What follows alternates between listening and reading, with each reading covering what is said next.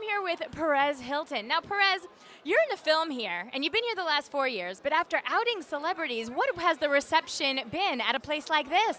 I am always prepared for all kinds of reactions and receptions from people, whether they be positive or negative, because I don't really care what people think, and that's very refreshing. I love it. I could give a fuck. Oh, that's so nice. Now, tell us the name of the film that you're in. You're here on a mission this year. I have a movie in the festival called Another Gay Sequel, Gays Gone Wild. It's so gay it had gay in the title twice. Gay, gay, gay, gay, gay! Very nice. And are you the star gay? I have a small little but fun role. Very nice. So what makes this year different from the other years? Aside that you're in the film, what's special about this year that you can tell audiences about? This year is special because, I don't know, gays can get married. TR Knight's coming. Maybe he and his boyfriend will get married, and then a year from now, we might be seeing him getting divorced. More stuff to talk about on your show. He can get divorced now, too. I hope he gets a good prenup. That's right, and then we'll get to hear your take on it on your show. Yeah. Looking forward to it. Well, enjoy the festival. Thank you. All the best. I'm here with TR Knight and Mark. Thanks for being with us, guys. Thank you. Now, can you tell us why this year? Why Outfest this year? What makes it special for you? This year, what makes it special is our friend Zach Schaefer has a film here. It's called Squeezebox, and we're going to go see it next Saturday night. So, in addition to this being a great festival and wanting to support it, yeah, I'm very excited. That's the big thing for this year. Okay, so you're telling all the viewers to go see that one. Squeezebox. It's going to be amazing. All the films, I'm sure, are great, but Especially yeah. Extra amazing, basically. Yeah. Squeezebox. better win an award. Better win an award. Just a little plugging right here. So now, can you tell us, is this your first time at the festival? Can't be. No, last year I saw For the Bible Tells Me So. Did you see that? I didn't get a chance to. Tell us. If you get a chance to, it's one of the most amazing movies I've ever seen. One of the most, definitely, documentaries I've ever seen. It's, everyone should see it. Everyone should see it. Unfortunately, not enough people probably will. Well, we can't have you right here and not ask about Dr. O'Malley. Can you tell us what's coming up? I can't. They don't. They have it for 4 years. It's not going to change this year. All right, then I won't push it. I'll be nice to you. But you have to tell us a behind-the-scenes moment, something that happened during filming that we don't know about, a funny story. Oh, I always tank these things. No, you don't. Here's your chance to change that. I don't know. They're just boring. Did somebody come out without pants, or maybe someone ate all the craft services? They'd have to be really, really hungry. I'm trying. No, I don't know. We make each other laugh a lot, but that's so boring. But it's like I don't have any good stories off the top of my head. I'm sorry. Next time I talk to you, I'll have worked one up. Okay, can I call you on that? Yes. It will be true. I won't make it up.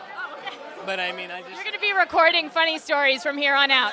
Mostly it's like, it's a lot of it's like us laughing and then we get yelled at by the director because we're messing up takes. But we don't mean to do it. It's just like sometimes it's funny. And sometimes, what? You and who? Oh, well, different. Everyone. Chandra and me, Katie and me. Well, anyway, to repress your humor would be repression. It's wrong, I think. Anyway. We don't try it. It just happens. You're so easy to talk to, and thanks for talking to us today. Enjoy the festival. You too. Nice meeting you. I'm here with Rex Lee. Rex, thanks for being with us. I'm happy to be here. Now tell us, what makes Outfest this year particularly special? I know you're a veteran. No, the truth is I don't know that it's more special. Every year's special in its own way. This year obviously is the year that, we can get married, so now there'll be bickering married couples at the screenings. No, I'm kidding. More to talk about. Do you think that will come into play with your character on Entourage, perhaps? It hasn't yet, so we'll see. Do you have any influence? I really don't, and I don't really care to. I mean, I have ideas, but I'm always fascinated to see what the writers come up with. Can you give us a sneak peek as to what's coming up for your character on the show? God, it's really hard to remember. In addition to shooting episodes out of sequence, we've been shooting the episodes out of sequence, and so it's been very confusing. I don't know. There are a lot of good guest stars like Fran Drescher and Jeffrey Tambor and Jamie Lynn Sigler. Anyway, it's more of the same. I'm always trying to get ahead. I'm hoping Ari gives me a promotion. It hasn't quite happened yet, but I'm trying to make it happen. It doesn't matter what you do. We're watching you. Now, can you point us toward the films that you're most excited about at Outfest this year? Okay, well, one of my ex-roommates has a film in the festival called Half-Life, so I'm excited to see that. I've seen it before, but I'll see it again. You're a good friend. And my friend Phil Lernis has a film. I think it's called Karl Rove, I Love You. It's like he did with Dan Butler. I'm not really clear on if it's documentary or if it's fictional, but so I'll be interested to see that. I don't know. The greatest thing about this festival is finding films that you don't know about ahead of time, and so not every film at this festival gets distribution. So it's just great to see all the films you can see, and especially if they're going to be gems that no one else is going to see. Good point. Well, thanks so much for talking with us, Rex. I'm here with Margaret Cho and Selenen. So nice to have you with us. Now, nobody explains the importance of Outfest like you. So can you tell us why this festival year after year continues to be so important? Because queer filmmakers and artists and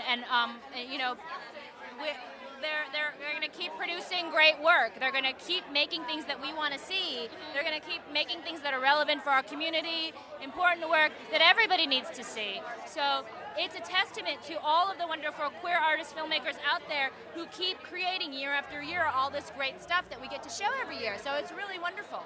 Now, do you think... Oh no, I would just ditto.